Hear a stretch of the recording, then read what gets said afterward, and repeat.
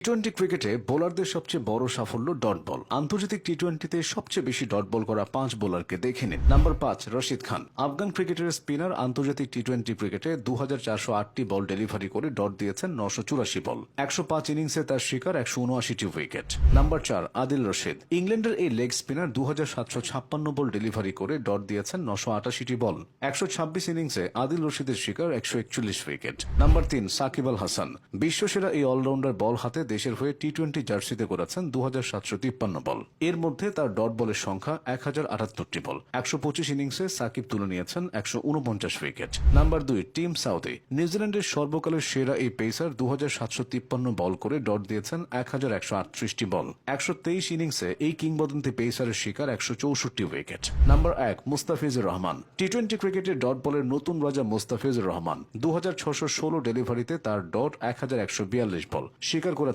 152 wicket.